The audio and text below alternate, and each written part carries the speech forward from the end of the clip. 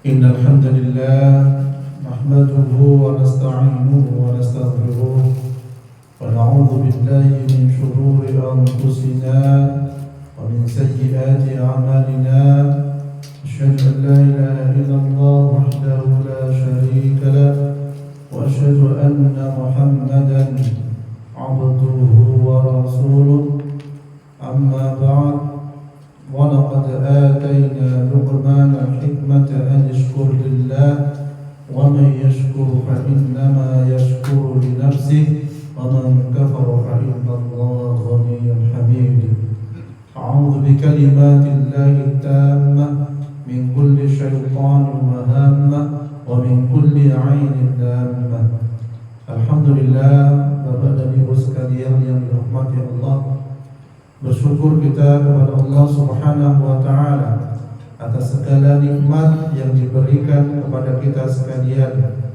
Dan dengan kenikmatan itu kita bisa beribadah kepada Allah, bisa selalu bersama keluarga kita, bisa ngomong anak dan cucu ya. Dan itu merupakan kenikmatan dari Allah Subhanahu wa taala. Tetapi kenikmatan itu tidak hanya kita mengalaminya di dunia ini saja. Kita pun bersama keluarga kita, anak cucu kita, ingin menikmati di surganya Allah. Makanya doanya fid dunya hasanah wa fil akhirati hasanah. Di dunia kita pengen kebaikan, kenikmatan, di akhirat apalagi. Karena dunia ini adalah bahtera kita untuk beramal menuju akhirat. Sehingga ketika kita beramal menuju akhirat, insya Allah Allah berikan petunjuk jalannya bagaimana menuju ke akhirat. Dan termasuk majelis taklim, majelis zikir di sini sekarang ini adalah sarana kita bersama-sama menuju ke akhirat. Panjenengan ketika salah satu keluarga menuju surganya Allah, kemudian yang lain belum nyampe surganya Allah, kepikiran apa tidak? Kepikiran. Di dunia saja ketika anak kita nggak makan kepikiran, ketika pasangan kita nggak makan kepikiran, ketika cucu kita nggak makan kepikiran. Lah apalagi di akhirat kelak ketika tidak mendapatkan makanan, ya artinya masuk neraka. Nauzubillah. Oleh karena itu ada beberapa cara agar kita bisa bersama keluarga masuk surga. Ya. Jadi ada cara-cara agar kita bersama masuk surga. Yang pertama, penuhi janji Allah. Ya, penuhi janji Allah. Apa janji yang kita sampaikan kepada Allah? Yaitu syahadat kita, asyhadu an la ilaha illallah wa asyhadu anna Muhammadar Rasulullah. Saya bersaksi bahwasanya tiada ilah, tiada Rabb yang disembah kecuali Allah, dan saya bersaksi bahwa Muhammad adalah utusan Allah Subhanahu wa taala. Niku janji niki kita ucapkan setiap sholat, setiap waktu ketika kita ingat, terutama sholat.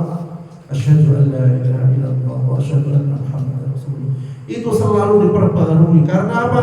Kadang seseorang itu menduakan Allah, makanya diperbaiki lagi, perbaiki terus, syahadat terus.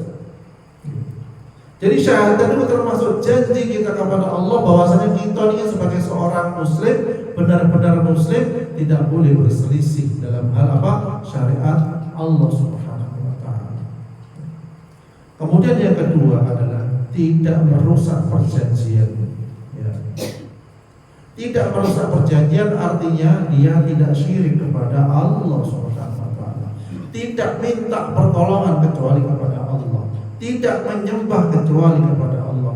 Tidak mohon perlindungan kecuali kepada Allah. Makanya dikatakan di dalam Al-Quran, iyyaka na'budu wa iyyaka nasta'in.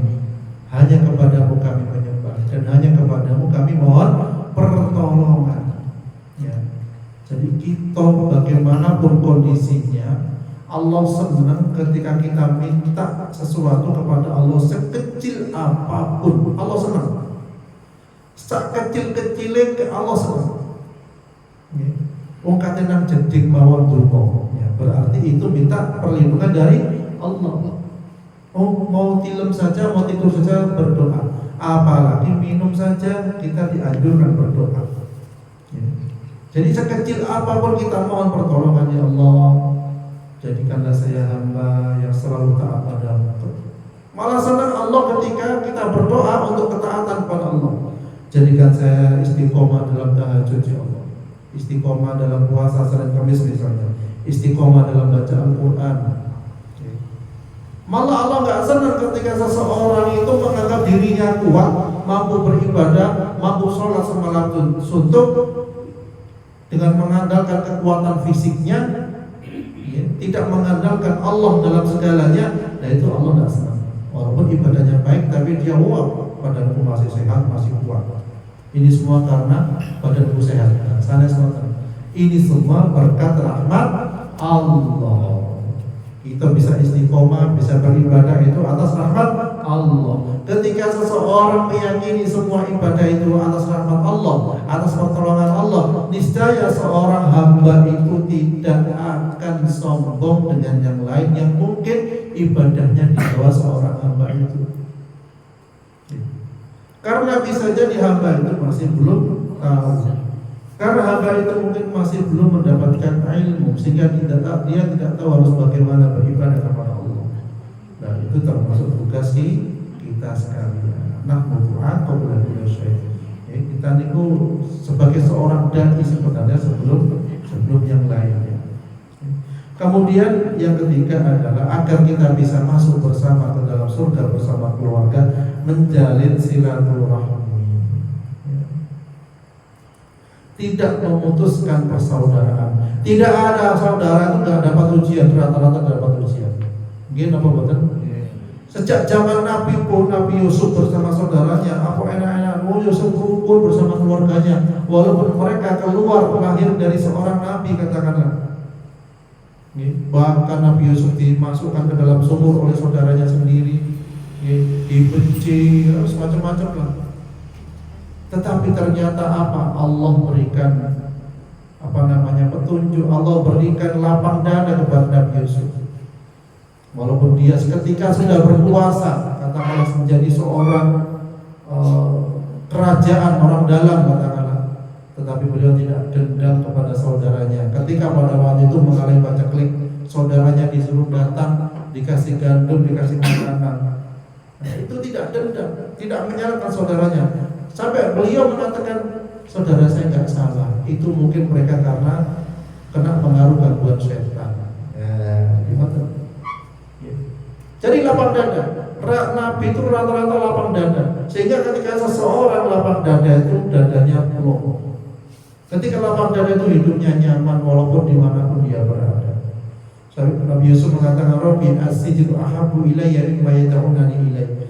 Sampai beliau mengatakan penjara lebih aku sukai daripada berbuat maksiat, menuruti yang mengajak maksiat itu. Ya. Jadi seperti itu. Lapang beliau. Kemudian selanjutnya adalah yang keempat, ajak keluarga kita untuk selalu takut kepada Allah. Biasanya saya lari alin Senin itu kosan tinggi.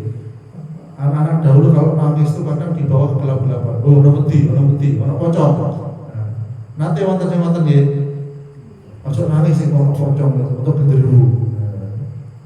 Berarti seorang anak kecil itu mulai kecil diudenteni kali genderuwo. Nggih, zaman Senin wonten nggih. Duka sakniki. Ditenteni kok ono genderuwo, ono kuburan. Lewat kuburan akhir dahulu itu sering wedi. Saat ini insyaallah mboten nggih. Terang kuburan itu soalnya. Ada lampunya. Kejeroan ini enggak nggih. Jadi anak dahulu ketakutan ketika lewat kuburan karena ditenteni. Lho ono kucing ono wedi, ono pocong. Bukan dia diajari takut kepada Allah. Ya. Diperkenalkan Allah, alhamdulillah, Allahu akbar. Jadi ketakutan ditanamkan di dalam keluarga hanya kepada Allah.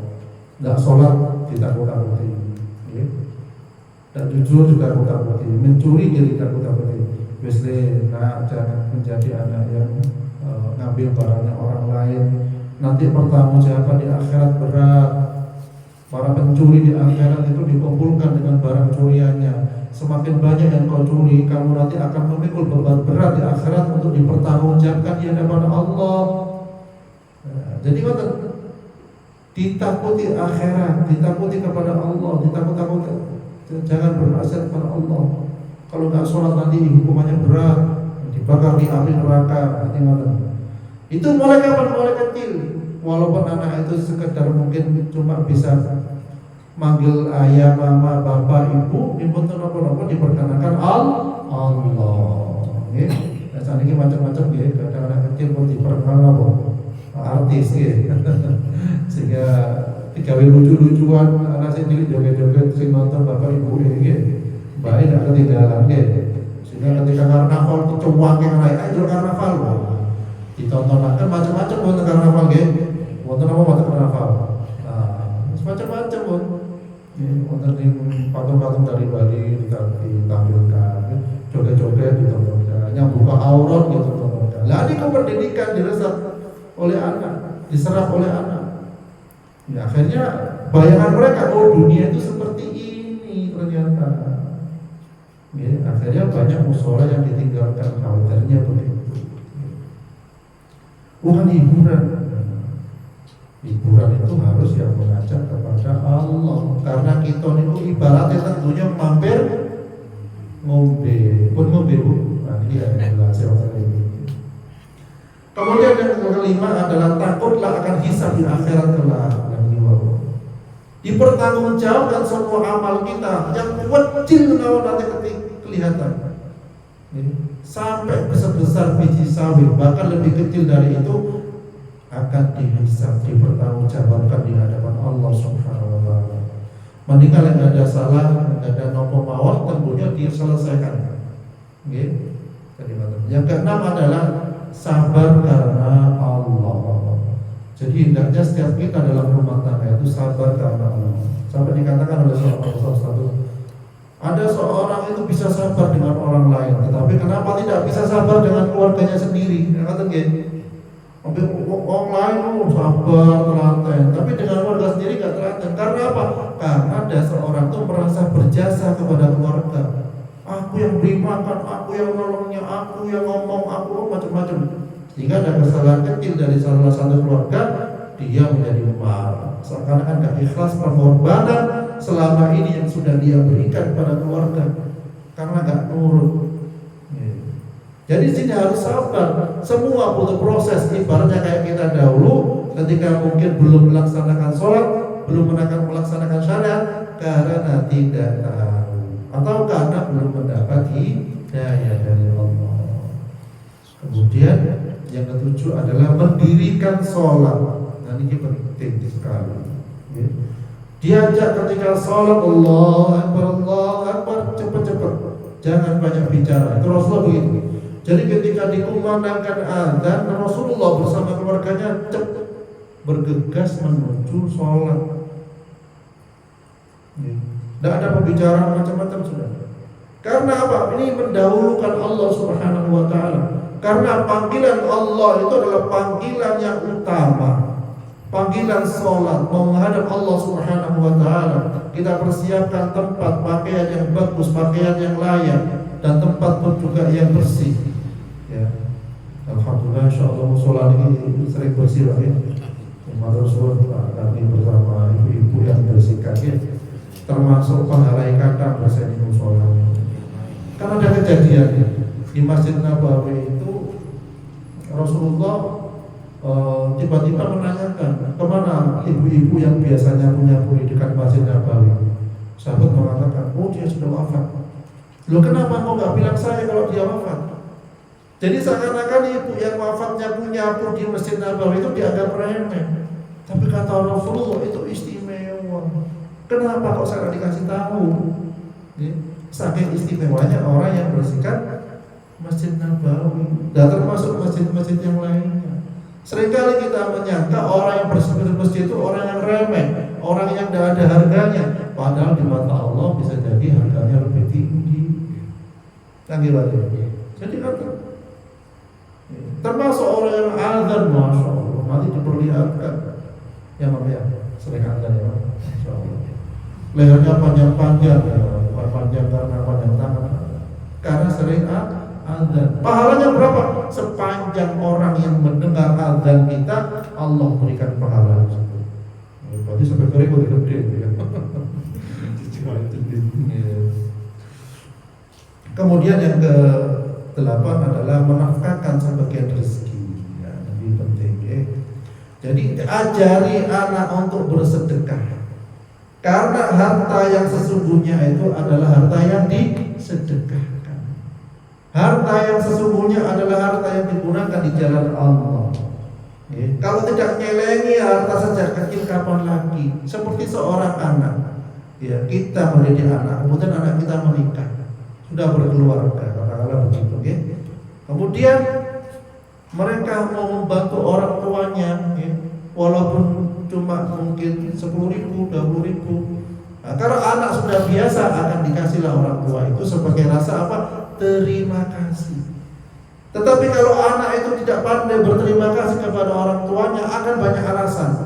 Duh, makmu ini butuh beras. Cik bu, anakku sih ini.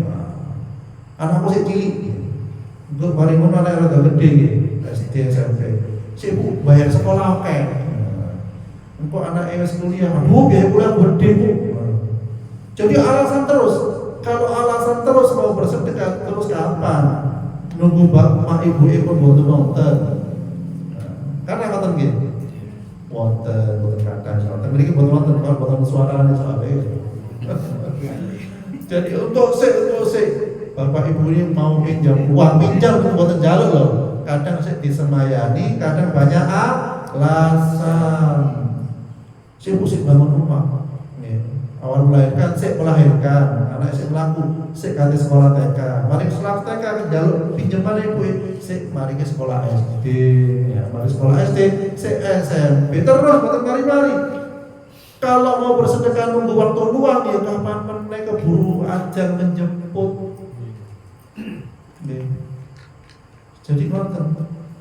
Karena harta kita yang sesungguhnya adalah yang disedekahkan, yang dimakan, yang diberikan kepada keluarga, Masya Allah. Kemudian yang terakhir adalah ketika kita ingin masuk surga bersama, balas keburukan dengan kebaikan. Membalas keburukan dengan kebaikan pahalanya double. Kalau kita saling memberi hadiah, saling memberikan sesuatu itu wis wajar. Tetapi memberikan seseorang yang membenci kita, yang berbuat buruk kepada kita, itu pahalanya double. Seperti istrinya Fir'aun, Asiyah binti Muzahim itu ya. Fir'aun jahat. Fir'aun itu orang yang mengambilnya Tuhan. Sampai diabadikan dalam Al-Quran termasuk orang yang terkutuk katakanlah. Tetapi kenapa istrinya menjadi istri yang ahli surga? Karena dia mau masuk surga tidak tergantung suaminya. Karena dia masih berbuat baik kepada suaminya, sehingga Allah memberikan pahala double walaupun suaminya kurang atau tidak baik. Lah apalagi lah suami kita rajin sholat, rajin majelis ilmu, rajin masuk taklim, walaupun pasangan itu ada kekurangan, pasti banyak kelebihan. Yang dipupuk adalah rasa syukur di antara kita. Kalau kita ingin menjadi pasangan yang setia, ajak ke surga.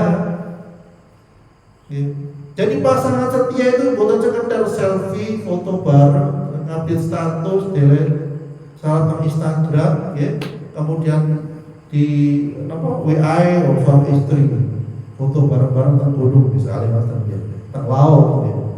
Oh itu setia sekali orang yang mulia. Setia itu diajak ke surga. Lek cuma foto-foto di dunia saja, lek sholat dak dielingne, nggih, lek wayahe poso dak dielingne, lek wayahe zakat sedekah dak diingatkan, nggih, lek ghibah, lek rasa-rasan rasa-rasan dak dielingne, akhirnya bisa jadi tidak bisa masuk surga bersama-sama. Karena yang menghabiskan pahala kita itu ghibah rasan-rasan, itu harus hati-hati. Rasan-rasan itu halus, tapi ngentah-ngentah pahala sedekah bisa habis dengan rasan-rasan. Pahala sholat bisa habis dengan rasan-rasan. Pahala baca Quran bisa habis dengan rasan-rasan. Pahala puasa pun bisa habis dengan rasan-rasan atau ghibah. Ya, mungkin. mugi kita sekalian dijaga oleh Allah. Tidak hanya sekedar keluarga kita masuk surga, tapi kita bareng-bareng deh masuk surganya Allah Subhanahu wa taala. Amin nggih Bu Bapak nggih. Kita masuk surga bareng-bareng anak cucu kita sehingga makai majelis taklim di surga. Saat ini majelis taklim kita berkunjung ya, dari satu kunjungannya masya Allah penuh dengan kebahagiaan. Tidak usah pikir susah-susah jadi anak surga. Makanan tinggal ngambil, tidak usah goreng Bu. Jadi banyak anak surga buat bisa betul wajan,